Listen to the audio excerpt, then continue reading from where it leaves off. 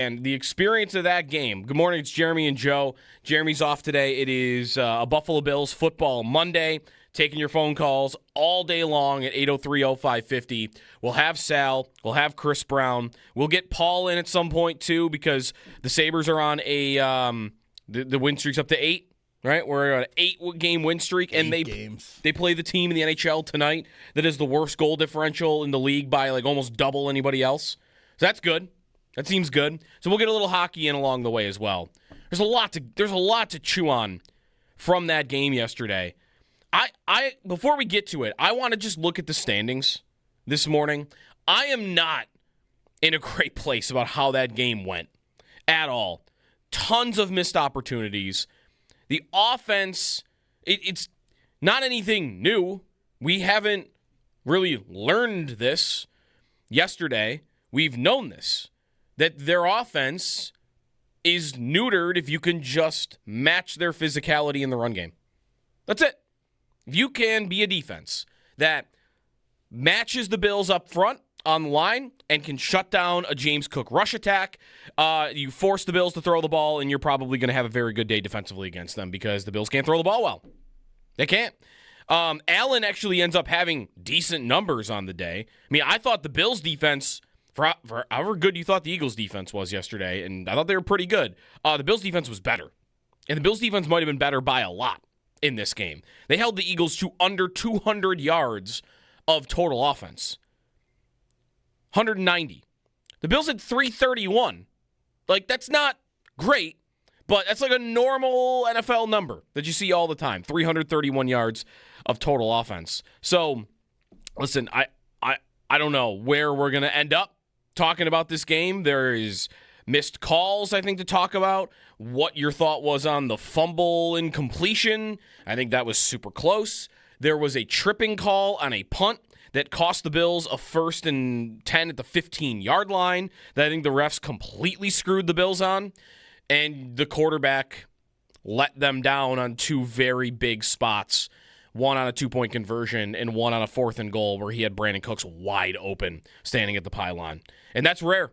It's rare, but it also, I think, shows the pressure that is on Allen, that game. That you're playing a great defense and a physical team, and they're doing a good job of shutting down your run game. James Cook is under 4 yards a carry. Ty Johnson's under 4 yards a carry. Like, they are doing the job against that Bills ground attack. So, all right, Josh, on a injured foot, that it was clear as day that he was playing through. He can say all he wants in postgame that it wasn't a factor. We all watched the game and could see that his foot was not right. And he went for x-rays after the game, so clearly that's the case. Something's up. We know something's up. That he has to be perfect. He has to be Superman. When you play a defense like that especially, he has to be. And he doesn't have the ability to miss a couple of throws in a game or make a couple of poor decisions because the offense around him just isn't good enough. The passing offense especially. Although you did finally get a game from Brandon Cooks, which was nice to see. So a lot to get to. I mentioned I wanted to get to the standings. And again, like, it's easy to roll right into that game. There are going to be a couple of positives out of yesterday, you know, to make up for, I think, all that is going to be frustrating about how they lost. And one of them is, I think the way yesterday played out allows the Bills, and Josh Allen especially, playing on an injured foot, to rest up in Week 18 against the New York Jets. I think it would be malpractice to put all their starters, especially the ones that might be battling with something, out there against the Jets next week. The 5 seed is a long shot at this point. And honestly, I don't even know if I want it anymore. Pittsburgh was the dream. You might not get Pittsburgh. In Baltimore, we've kind of debated how big a threat they are because Jackson has been unhealthy all year long.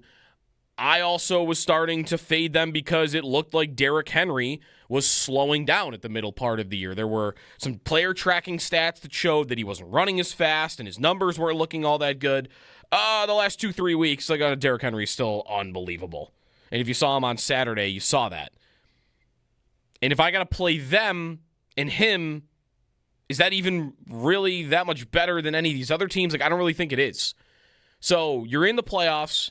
The 5, the 6, the 7, I don't think there's a big enough difference. I think one positive to come out of yesterday, and it's nothing that they did on the field, but one positive is I think yesterday allows them to rest next week against the New York Jets. And had they won, they would have kept the division alive, and they would have stayed in the 5, and they probably would have felt the pressure to go after it. 803-0550 is the phone number. All right, you got a thought on yesterday's game? My thought is the Bills' defense and Sean McDermott have the answers. That no matter who they're missing, and they're missing a lot of people. They're missing Jordan Poyer, who has been awesome for them this year. They are missing linemen. I've got who? Andre Jones and Fedarian Mathis playing big snaps in that game, and they're getting good results. Couple of rookie defensive tackles, fine. Terrell Bernard goes out middle of the game, fine. Just, they did the job. That Eagles offense has been frustrating to watch if you're an Eagles fan this year, and they're not, as well polished as they've been in previous seasons. But that is Saquon Barkley and A.J. Brown and Devonta Smith on the other side of the field, and that unit defensively for the Bills completely shut them down. Totally shut them down. And they should have won the football game had their offense just been a little less sloppy. All right. 803-0550, the phone number. The 2-point conversion, the incomplete fumble, the decision to go for it on 4th and goal at the 3 instead of kick the field goal. Allen's game. There's a lot to get to from yesterday. 803-0550 is the phone number. Let's go to Mike in Connecticut. What's up, Mike? Hey, how's it going? Morning. Good. Good. So there's a few things I want to touch up on, and you could obviously, I know you're not going to be able to respond to all of them, but I originally, after the first touchdown, was saying go for 2, because obviously the elements and obviously with our kicker situation, because even if you don't get it, all right, you're still down a touchdown, and, you can kick the extra point at that point and you tie it, whatever. But I think just a few points are defensively, I think we have been super McDermott does a great job of coaching the guys up, but what I will say is you can notice it is noticeably the difference between both defensive lines in that game. Another point on the defensive side of the ball is I know a lot of people were saying, why didn't Shaq Thompson start yesterday? It's incredible how Bernard cannot stay on the field. The last point I'm going to get to is Allen was not good yesterday. I put majority of the blame on him, but what I will say is it was nice to see a little downfield passing in Brandon Cooks. Yep. And just, whether that comes in free agency next year or a draft next year, we know that that's a part of the Bills' offense and Josh Allen that has been missing, but, hopefully that is a glass half full, positive going into the postseason, especially because if we're going to be on the road for 3 games, you're looking at potential areas of where you might play and teams you might play. And, you might not be in a weather game like that, if you were to go to, Yep. Jacksonville. So I'm just going to hang up and listen, but have a good day. Yeah, thanks, Mike, for the call. I don't know about the D-line, though, because, the Bills' personnel on that side wasn't great, but they got pressure on Jalen Hurts on 40% of his dropbacks. Now, was that because Jalen Hurts was hanging on the football a lot? Because I think that's part of it. But they got after him. They were in his face. They were making him scramble out of the pocket. He could not do anything against pressure when he was being pressured. Couple of jump balls to A.J. Brown that worked out, but not in the second half. And some of that was blitzing, and Dorian Williams was actually the guy that I saw that was coming in and getting some pressure. With one play, he destroyed the Eagles' right tackle. But, the Eagles' D-line is great. And mostly it wasn't just the run game. The other part about Allen yesterday and the pressure that is on him to be perfect. Because, again, if he's perfect, if he's a great day, no mistakes from Josh Allen, which they'll give you a lot of games like that. What does the score end up being? They score a touchdown on 4th and goal because Brandon Cooks is open. They get the 2-point conversion. There's 9 points right there. I'm at 21. I already won the game, right? The decision for him to not throw the ball to Jackson Hawes in the flat, who's wide open, and instead try to run around and buy more time, and then he ends up fumbling. Again, I kind of thought it was incomplete, but it was so close that I'm not that upset that they called a fumble. So a turnover, but that didn't need to happen. And you're driving down the field. You've just hit Brandon Cooks on a long play right before that. That's either 3 or 7 points. So just on his own shoulders, he left, at minimum 13 points on the board yesterday, and maybe more like 17 points on the board yesterday. And a lot of that is, I think he doesn't have the greatest personnel around him, and it's hard. It's hard to be this team's quarterback. You don't have people you can trust that you're throwing the ball to. And I think he's getting hit a ton. He gets sacked 5 times in this game, and he got hit more than that on pass plays. He's getting hit a lot. And another reason why I think they should be resting him next week. So I don't want to make excuses for him. He can't play like that in a playoff game. He can't miss throws like that in a playoff game. I also trust he won't. That's why I like the decision to go for 2. Because he's going to make that throw 99 times out of 100, 95 times out of 100. It's a lot of the times. He's going to make that throw, even though he's fading to his left, and even though he's playing on maybe a gimpy right foot. You got a receiver open like that, and you got a 10-yard pass for him to make. I trust him that he's going to make that play. And if I'm Sean McDermott, I feel justified in going for that. I made a decision to go for it. I got a play where my quarterback, if you freeze frame it, at the moment that he targets Shakir, that the ball's about to come out, I've got a quarterback that has time, and I've got a wide receiver that, tell me the last time you've seen this. A wide receiver that is basically wide open in the back of the end zone. I will go for that every single time, especially if you tell me that's how it's going to go. I can get Allen to that place with a guy open, back of the end zone, with a little bit of time. Every time I'm going to go for it. And I have no time today for they should have kicked the field goal and gone to overtime, kicked the extra point and gone to overtime. Michael Badgley has missed an extra point in 3 of the last 4 football games he has played, going back before the Bills. There's no guarantee that that guy in those elements was making that kick at all. Back to the phones, Dennis in Lockport. What's up, Dennis? Hey, guys. I agree with you on a lot of what you said, and actually happy Monday in a sense. Hey, it's playoffs coming up. Hey, one thing McDermott really set out to do, and he said it day one after the Kansas City Eagles game, was to make sure if Buffalo was going to make it, our defense was very similar to theirs. What we've seen yesterday, I'd rather face New England right now with that defense because that was a swarming, suffocating defense that we put right on Philly. We gave them right back what they gave us. Philly hit us a little bit harder in the beginning, but, like you guys said later on, we shot it. Now, one thing I don't understand is why we don't keep going back to Shavers a little bit more, too. He's becoming a go-to guy, and when you get to him. And the other part, I would agree with you. I would have went for the 2 any day. I would have went with Josh on 4th and 1 because Bagley did not have the leg. I don't even know why they even signed him compared to the other guy that they had just for the week before, because obviously this guy, I'd rather have put Willis Davis out there and had him kick that field goal. We probably would have had a better chance with that one. But here's one thing I wanted to say, guys, too, on it, and I want your guys' opinion on it. This game should have meant nothing to us. Next week's game should mean nothing to us.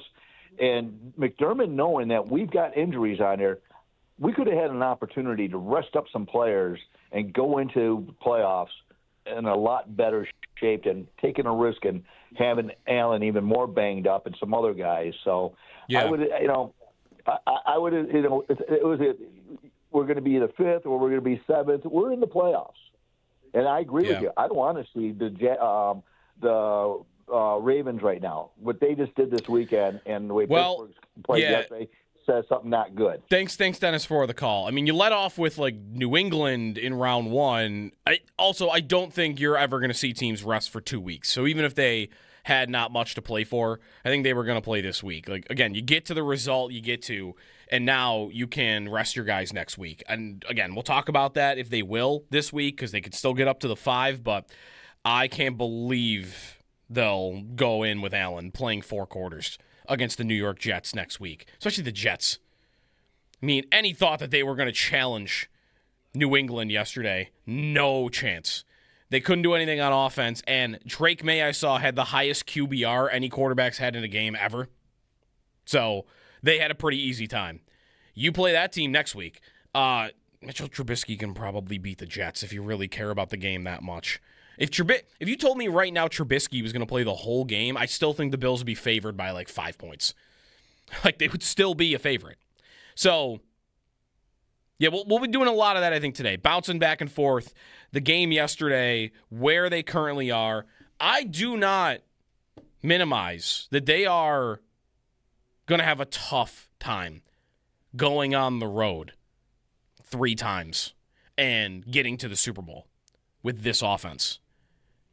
And I think, part of what maybe might entice you about New England right now, other than the Bills beat them recently, and we saw that, the thing that might entice you about New England is more and more, it seems that the Bills' biggest kryptonite is a physical defense that can match their run game. That's what gets them into trouble. If you can shut down the James Cook rush attack, you force Allen in the pass game to beat you. And a lot of teams are winning games making that bet. And that's scary. That also is unbelievable that we've reached this point. Watching them, seeing that that's true. And I've got defenses in Denver that might be capable of doing that to the Bills. I think more than Denver, Jacksonville is capable of doing that to the Bills. And more than Jacksonville, I think the Texans are capable of doing that to the Bills. Those are the teams that I would be most worried about right now. Which defenses can smother Cook and make the pass game have to beat you? And I think the most worrisome thing for me right now about them is, what are the odds that they're going to go through the playoffs not playing a defense like that? At some point, they'll run into either Denver, Jacksonville, Houston. You want to throw the Chargers in there as well. I mean, I think the Bills could beat the Chargers, but they certainly have a defense like that. I mean, at some point, their pass game will have to win it for them. And I don't know how confident's everybody right now that that's going to happen. That Allen can play superhero, and you mentioned like Tyrell Shavers. Like, all right, he made a great catch yesterday on that jump ball. But in terms of him being a focal point, like, that's not happening. 3 targets in this game. Like, he's not very involved in the pass game. He's out there to block and make a catch here and there. Maybe Brandon Cooks can give them something. I mean, that's the best game yesterday that a receiver's had for them maybe all season. I mean, the downfield stuff. When was the last time you saw a wide receiver with speed running behind a defense the way Brandon Cooks did yesterday? It's been 3 years. So, fingers crossed. But I don't want to go too far assuming that, Brandon Cooks is now here to contribute on a game-to-game basis. I hope so. But yesterday they lose because the quarterback wasn't perfect. And I think that that's who they are. I think they are a team that if you stop the run game, Allen's got to be absolutely perfect. More flowers for that defense, too, along the way. Your phone calls at 803-0550. The way the standings look right now, if the season ended today, it would be Bills at Patriots, who win the division yesterday. 5 years in a row for the Bills. New England back on top, and they have taken over the AFC East. We'll get to the Week 18 schedule as well. I'd expect Bills-Jets to be at 1 o'clock, but there's a lot to get to on that coming up.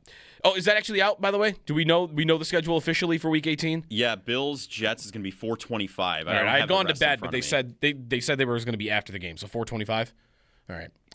803-0550 is the phone number. It is a Buffalo Bills Football Monday here on WGR, brought to you by Northwest Bank. For what's next, get started at northwest.com.